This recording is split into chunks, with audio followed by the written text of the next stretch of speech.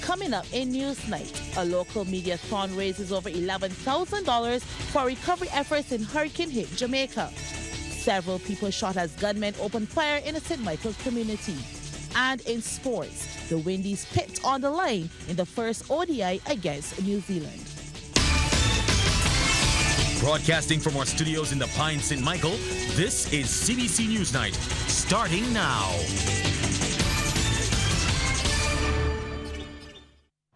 Good evening with Newsnight. I'm Anne-Marie Burke. A local effort to raise money to help Jamaicans recover from the devastation caused by Hurricane Melissa last month has now raised more than $18,000. The 4-hour One Love Jamaica mediathon, hosted by the University of the West Indies Cave campus, came to an end just moments ago.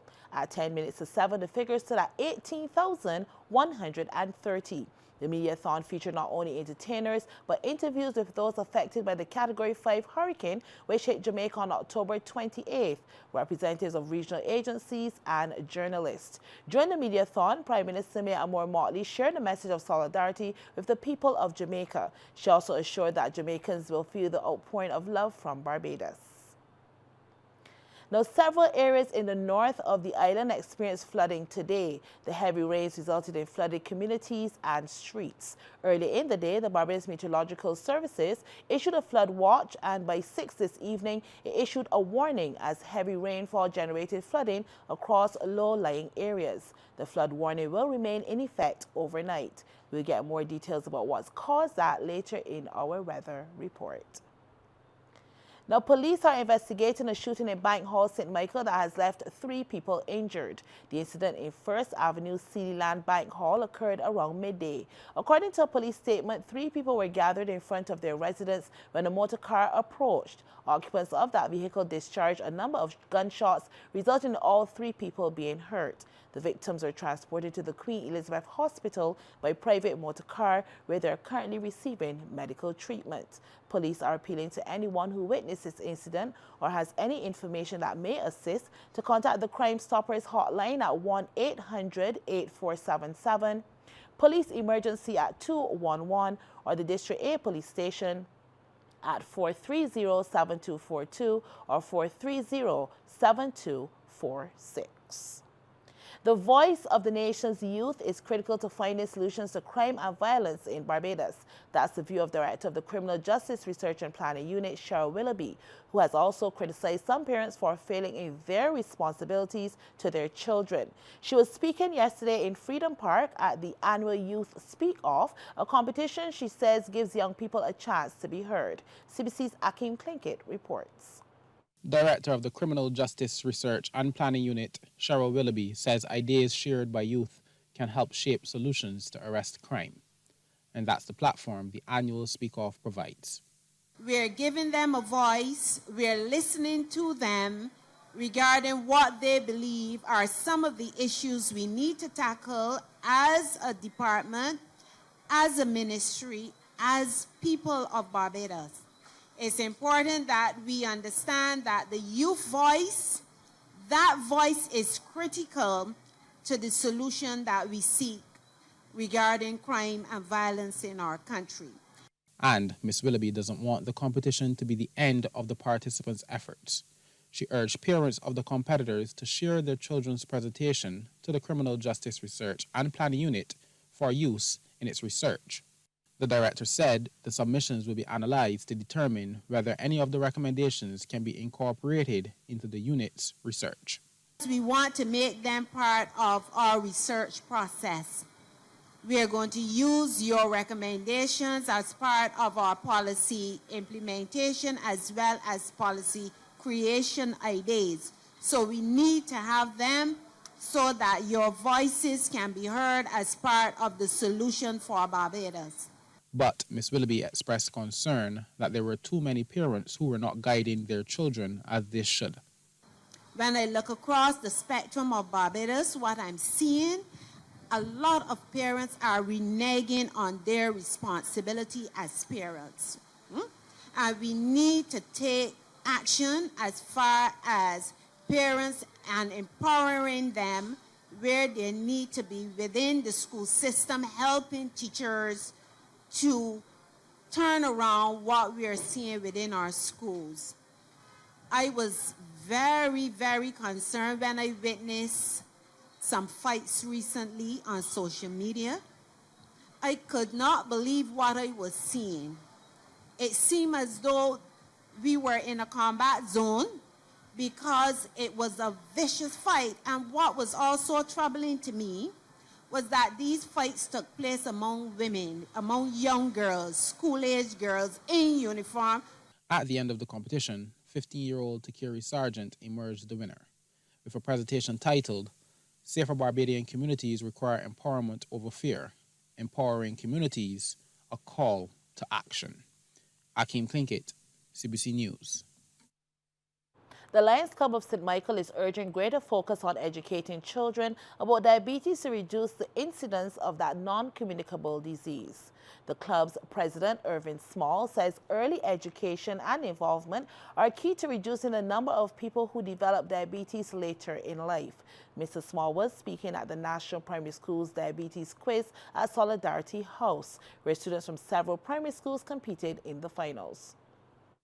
We targeted young people because primarily the older folks who have been exposed to diabetes, the statistics show that they have not been managing, I should say, their diabetes fairly well.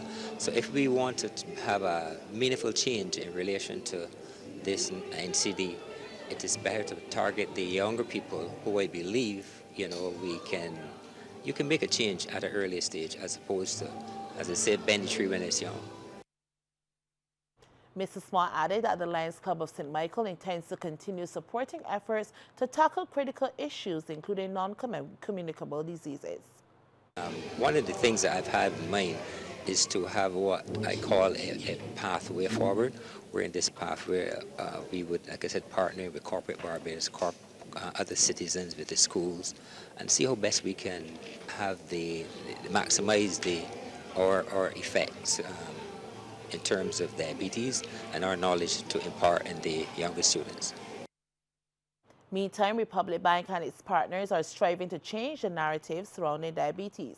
That's according to Republic Bank's marketing manager, Sharon Howell. She spoke to the media during the bank's annual health and wellness fair at Golden Square, the city, yesterday. We're trying to encourage people to know their numbers and hence be able to do what the things that are necessary, exercise, diet, and so forth, change the whole narrative of Barbados being an amputee capital. We don't want that. We want our citizens to be healthy. We want them to be productive. So that's what it's all about here today. Now, coming up, the emotional, medical, and financial realities facing cancer patients take center stage. A conversation on cancer care took center stage yesterday as Cancer Support Services hosted its 11th annual conference. The event brought together medical professionals, advocates, caregivers, and survivors under the theme Healing Beyond Treatment. The conference examined the emotional, medical, and financial realities facing cancer patients and the expanding partnerships that are helping Barbadians access the care they need. Deanza Roberts reports. From early morning, participants gathered to share knowledge and strengthen networks that continue to support cancer patients across Barbados. Founder and owner at Hope Patient Concierge, Elizabeth Parker Harris, stressed the importance of patient records and access to diagnostic services. No physician is going to review any case without details, without reports. And I know sometimes it's a little challenging to get records from, especially if you're visiting a public hospital, right? Because maybe they don't have EMR, electronic medical records, but certainly create that conscience to ask or write down questions or write down answers to whatever it is you're looking for, but also what's my diagnosis? Where's that pathology report? People say it's cancer of such and such, but we need to see that. Sagicor, through its Surgical Cares program, has continued to support cancer patients, and it used the conference to reaffirm its commitment. Manager of Communications at Surgical Cares is Thaddeus Harris. Over the past year, our partnership have grown stronger and deeper through our Sagicor Cares health screening program. This initiative has impacted the lives of over 1,300 persons and was created with a singular purpose of providing free, accessible health checks across communities in this island. Paul Marshall, founder and CEO of Caribbean Home Help, highlighted the emotional toll of a cancer diagnosis and the need for calm, supportive guidance throughout treatment. We've noticed that when someone's given a diagnosis of cancer, it's one where a lot of thoughts go through their minds. For some people, it's a flood of thoughts and concerns. For some others, it's, let's call it a blanking out. It is debilitating. And in that time, our role essentially is to try to calm that situation and give you some direction during that period of time. As Cancer Support Services continues its decade-long mission, the conference reinforced that healing involves much more than medicine. It begins with people standing together.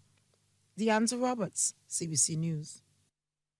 The Barbados Vocational Training Board marked not just a graduation ceremony yesterday, but 45 years of shaping the island's workforce. Minister of Training and Tertiary Education, Sandra Husbands, and BVTB Chairman Benjamin Niles used the moment to remind the nation of the power of skills, discipline, and national development.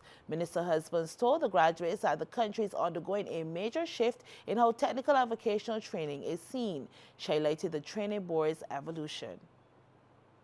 And over the past 4 decades, this institution has become the cornerstone of skills development in Barbados.